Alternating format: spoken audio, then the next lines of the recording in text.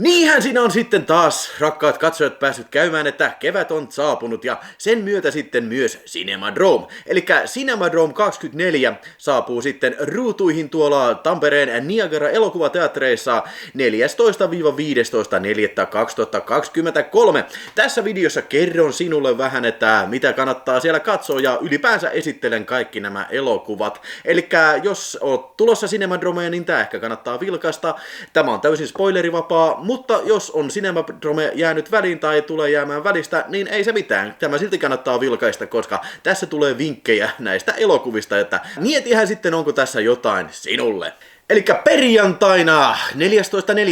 festivaalin käynnistää tämä elokuva, tämä pikkuelokuva, elikkäs John McNaughtonin klassinen kauhuelokuva vuodelta 1986, eli Henry Portrait of a Serial Killer. Tämä on hyytävää settiä. Tämä on semmonen elokuva, millä on ehkä pikkasen tämmönen vaikea historia ollut, eli tämä valmistui vuonna 1986, mutta tämä ei saanut USAssa levitystä kuin ihan sitten muutama vuosi myöhemmin, ja myöskin täällä oli hirveitä sensuuriongelmia, tietysti Suomessa, jossa tämä oli kokonaan kielletty heti tuoreeltaan, ja sitten myös tietysti Englannissa ja varmaan monessa muussakin maassa.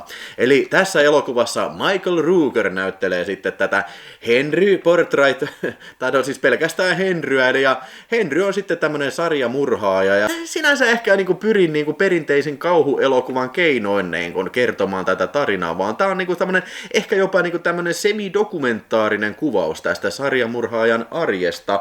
Eli tää Henry muuttaa sitten Otisin tykö asumaan, jolla on sisko tällä, ja tää on tämmönen tosi white trash porukka sitten. Ja sitten pikkuhiljaa ne sitten sortuvat sitten murhaamaan ihmisiä ja innostuvat tästä puuhasta sitten tän Otisin kanssa ja alkavat pistämään enemmänkin porukkaa lihoiksi. Eli tää on siis tämmönen hyvin kylmä ja nihilistinen elokuva tämä Henry, ja siis ehkä sen takia tää oli vähän ongelmissa aikanaan sitten, koska tää pyrkii ehkä kuvaamaan ehkä ensimmäisen kerran siis tällä sarjamurhaajan näkökulmasta tätä tappomeininkiä.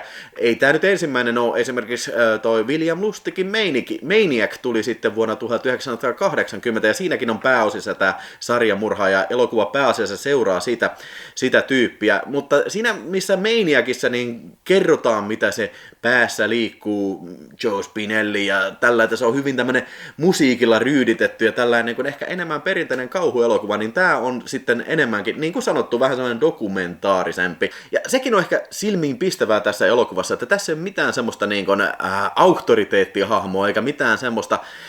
Yleensä tämmöisessä elokuvassa voidaan nähdä jotain poliiseja tutkimassa tai nähdä jotain uutislähetyksiä, mutta tässä ehkä hyytäväksi tekee Henry vielä se, että kukaan ei tunnu edes reagoivan näihin murhatekoihin. Ja se on varmaan semmoinen asia kanssa, mikä lisää tätä Henryn tämmöistä shokeraavuutta. Jos et ole ikinä nähnyt Henryä, niin tää on kyllä varmasti paras tilanne nyt sitten kyllä tehdä tämä bucket listilta pois tämä Henryn katsominen. Ei nyt ihan voi vilpittömästi suositella ihan kaikille, mutta siis kovapintaisimmille katsojille tämä on kyllä ihan pakko katsottavaa. Ja perjantai jatkaa sitten kello 20 rööri, sitten ehkä vähän kevyempi kauhuelokuva, eli Dan O'Bannonin 84 valmistunut, mutta 85 vuonna julkaistu Return of the Living Dead, eli zombien paluu. Sillä nimellä tämä piti esittää sitten MTV3 joskus 90-luvun puolivälissä. Olin innoissani siinä kun näin, että oi, tekstiteveltä luki tieto, että oi, nyt on Return of the Living Deadia saapumassa, mutta ei saapunutkaan nimittäin sen aikainen liikenneministeri Ulle Norrback sitten soitti MTVlle ja sitä mitä vittua, että menette näyttää tämmöisen Return of the Living Deadin tämmöistä saastaa. Eli elokuvatarkastamolta oli soitettu, että voiko ilmoittaa MTV3, että tämä on kokonaan kielletty elokuva. Ja se on kyllä vaikea ymmärtää miksi, että siis vaikka tässä nyt on muutama verinen kohtaus ja tämmönen ehkä synkeä tunnelma kyllä, niin kyseessähän on oikeasti komedia. Eli tässä leffassa pari idioottia, jotka on töissä varastolla, mikä on säilynyt niin kuin vuosien varrelta kaiken näköistä kummallista tavaraa, niin ne on siellä yövuorossa sitten ja menee käymään kellarissa ja se vanhempi äijä sitten esittelee tälle nuorelle kollille, että tässä on niin kuin kovaa tavaraa, tämä on armeijan tämmöistä taistelukaasua, että se on ollut täällä eikä kukaan ole kaivannut sitä, joten me ei olla sitten puhuttu mitään ja totta kai sitten tämä kaasu pääsee vapaaksi ja sitten sieltä tulee kaasua sillä lailla, että nämä ruumiit, mitä siellä varastolla säilytetään, herää henkiin hauskoinen seurauksinen, mutta myös nämä 2 sälliä saa sitten tästä kaasusta niin kuin nokkaansa ja alkaa pikkuhiljaa myös muuttumaan sitten näiksi eläviksi kuolleiksi. Ja totta kai siinä varaston liepeillä on myös tietenkin tämmöinen hautuumaa, johonkä sitten tämä kaasu sataa tuhoisin seurauksi.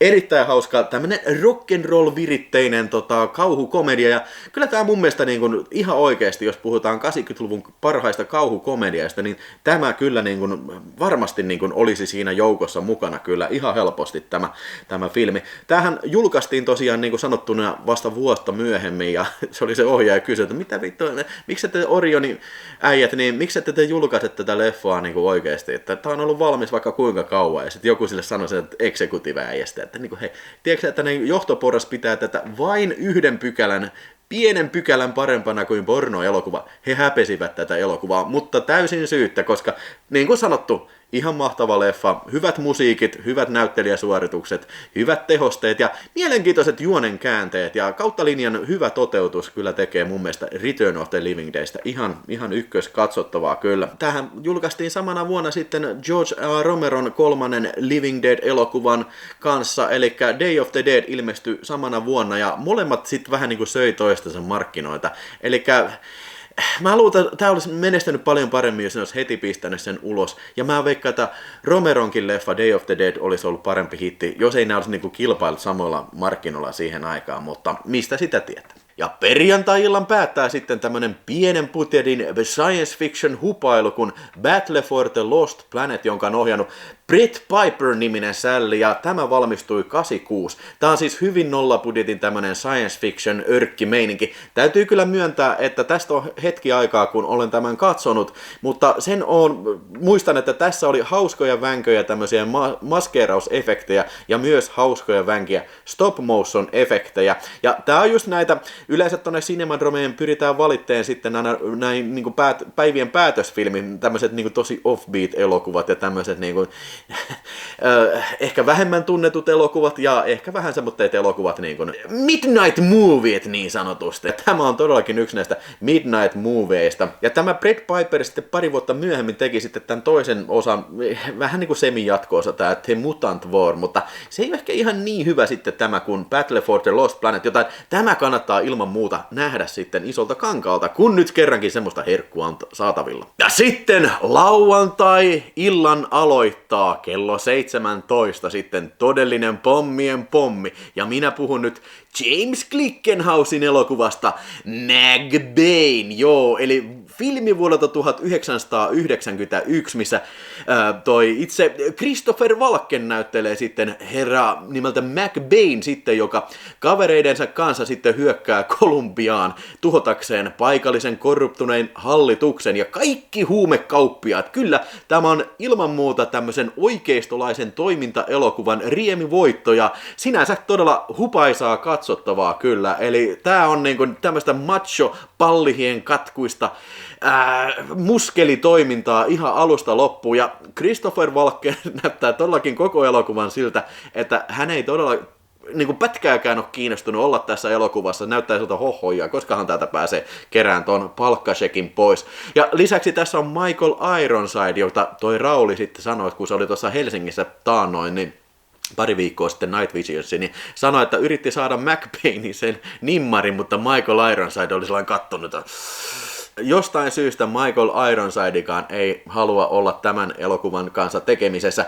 Se on kyllä kummallista, koska siis mun mielestä tämä on aina ollut tosi hauska elokuva. Näin sen aikanaan filminetiltä, ja niin kuin sanottu, tässä on todella paljon actionia ja typeriä kohtauksia. Siis En nyt halua spoilata kenenkään nautintoa, mutta siis tässä on täysin käsittämätön kohtaus se, missä McBain ja kumppanit on tämmöisessä pienlentokoneessa ja ne kolumbialainen hävittäjä lentää siihen sivulle ja sitten se hävittäjä ohjaa, että hei, laskeutukaa tällainen. Sieltä niin näyttää ikkunasta käsimerkkejä. Eikös McBain, totta kai se ottaa aseen ja ampuu maagisen luodin, mikä ei riko heidän lentokoneen ikkunaa, eikä tätä hävittäjänkään ikkunaa, mutta se rikkoo tämän hävittäjälentäjän pään ja hävittäjä tippuu sinne. Mä en vielä tänäkään päivänä, mä oon miettinyt oikeasti tätä, vaikka kuinka kauan tätä, että miten se ikkuna pysyy ehjänä. Miten voi ampua rikkomatta ikkunaa, niin voi ampua toiseen lentokoneeseen, sitä mä en tiedä. Ehkä sä pystyt sen selittämään sen jälkeen tuossa kommenteissa, kun oot McBainin nähnyt. Mukana menossa on myös sitten Maria Conchita Alonso ja sitten Steve James, eli siis tää on oikeesti mun personal recommendation, action pommi, jota ei kyllä kannata missata isolta kankaalta kyllä. Oi, McBain. Ja se on vielä huomioitavaa, että Simpsonissahan on tää action film Arnold Schwarzenegger parodia, se McBain. Niin se on täysin sattumaa, että sen nimi on sama. Kun joku kysyi, niin toi Matt Groening, se Simpsonin luoja, sanoi, että niin kun heillä ei ollut mitään aavistustakaan, että tämmönen elokuva on oikeasti olemassa kuin McBain. Ja mun täytyy sanoa, että tää Simpsonien parodia, niin se on, sitä itse leffa on melkein sitä ihan samaa kaliberia kuin siinä parodiassa niitä. Ja lauantai-ilta jatkuu mukavasti toiminnan parissa. 19.15 alkaa Walter Hill-elokuva Punainen vaara, eli Red Heat, jossa näyttelee Arnold Schwarzenegger ja sitten myös John Belushi James Belushi tietenkin. Eli tässähän on hyvin yksinkertaisuudessa tämmönen vähän niin kuin 80-luvun tyypillinen kyttäkaverileffa. Sillä erotuksella tätä Schwarzenegger esittää tässä elokuvassa semmoista venäläistä milisiä nimeltä Ivan Danko, joka saapuu sitten saadakseen tämmöisen ilkeän venäläisen huumekauppiaan kiinni sitten, joka on painut sitten Neuvostoliitosta sitten Chicagoon Amerikassa. Ja sitten totta kai tuttuun tyyliin se saa sitten tämmöisen eripuraisen parin sitten tehtävää suorittaa. Walter Hill takaa toiminnan laadun ja vitsit lentävät ja jonkin verran veripusseja. Tää varmaan on ehkä useimmille tuttu elokuva verrattuna näihin aikaisempiin. Ja täytyy sekin sanoa, että tää on muuten ainoa Cinemadromen elokuva tänä keväänä, joka esitetään 35-milliseltä filmiltä, ja siinä on suomenkieliset tekstit. Muut esitetään DCPltä, eikä niissä ole minkäänlaista tekstitystä. Ja lauantai-illan päättää tyylikkäästi tämä tämmönen kummallinen kalkkuna elokuva kuin Greydon Clarkin elokuva Uninvited vuodelta 1987. Tässä onkin sellainen mielenkiintoinen konsepti siitä, että laboratoriosta karkaa tämmönen mutanttikissa. Ja mä en tiedä mitä sillä on tehty, minkälaisia kokeita sillä on tehty, mutta lopputulos on sellainen, että sen kissan suusta tulee toinen mutanttikissa, joka on vähän niin kuin alieni, mutta ei oikeastaan. Siis tää mutanttikissa tappaa sitä porukkaa. Ja tästäkin on hetki aikaa, kun on tämän katsonut, mutta sen muistan, että tämä mutanttikissa suukissoinen sitten jostain syystä sitten eksyy tämmöiselle huvipurreella, missä joukko konnia virittelee kolttosia. Ja tässä nähdään myös sitten vanha kunnon George Kennedy, joka tunnetaan parhaiten mies- ja alaston ase-elokuvista, ja sitten myös Return of the Living Deadissäkin kunnostautunut herrasmies Clu Gulager, eli nämä herrasmiehet takaavat kyllä taatulliset roskanautinnon kyllä. Ja Greydon Clarkkihan on ohjannut monta tämän tyylistä, tämän kauhuhalpista kyllä, että siinä ollaan kyllä ammattimiehen käsissä kyllä. Eli liput joka näytökseen Cinemadromissa maksaa 8 € kappale, ja mun tietääkseni tää taitaa olla tää Return of the Living Dead sillä lailla loppuun myyty, että ainakaan netissä ei enää lippuja myydä sitten tätä videoa nauhoitetessa, mutta niitä saattaa saada siitä tiskiltä sitten. Ja muistakaa myös sitten, että Cinemadromessahan on tuttuun tapaan kyllä niin kuin baaripalvelut heti siinä nurkan takana, ja siellä baarissa voi sitten tuopposen ääressä turista vähän, että mitähän helvettiä sitä taas tuli nähtyä. Ai. Hei, nähdään Cinemadromissa ja kerro vaikka kommenteissa, mitä aiot tulla katsomaan, tai jos et tullut katsomaan, niin mitkä näistä on sinun suosikkielokuvia. Ei mitään, kiitoksia kun katsoit tämän videon, ja siirryhän tästä sitten katsomaan seuraava video sitten. Oi, kiitti. Oi.